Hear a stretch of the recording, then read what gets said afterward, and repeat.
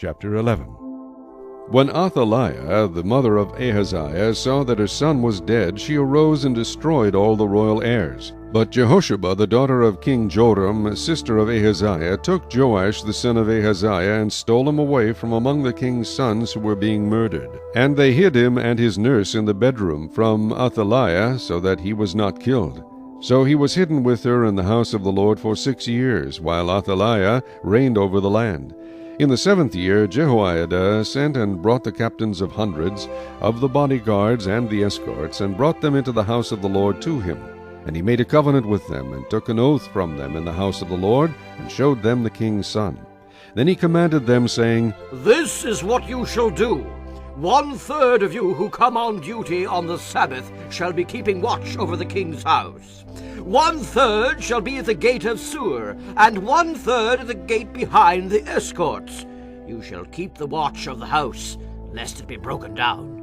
And 2 contingents of you who go off duty on the Sabbath shall keep the watch of the house of the Lord for the king.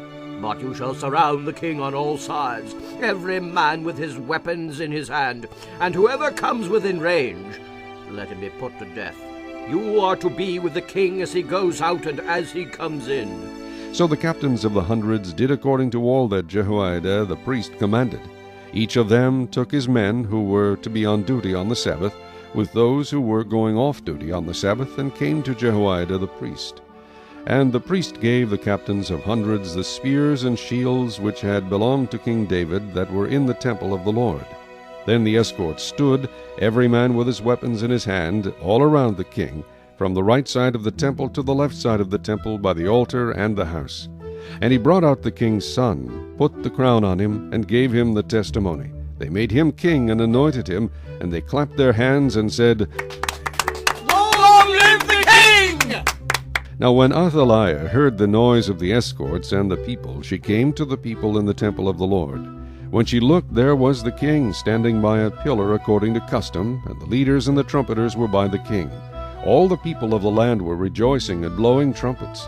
So Athaliah tore her clothes and cried out, "Treason! Treason!" And Jehoiada the priest commanded the captains of the hundreds, the officers of the army, and said to them, "Take her outside under guard, and slay with the sword whoever follows her."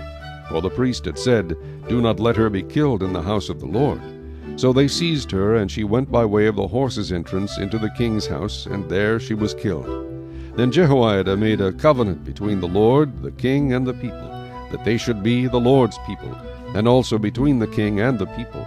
And all the people of the land went to the temple of Baal, and tore it down. They thoroughly broke in pieces its altars and images, and killed Mattan, the priest of Baal, before the altars. And the priest appointed officers over the house of the Lord.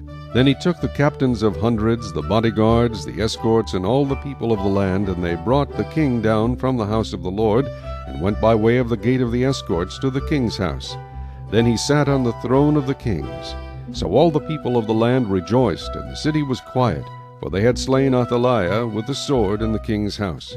Jehoash was 7 years old when he became king. Chapter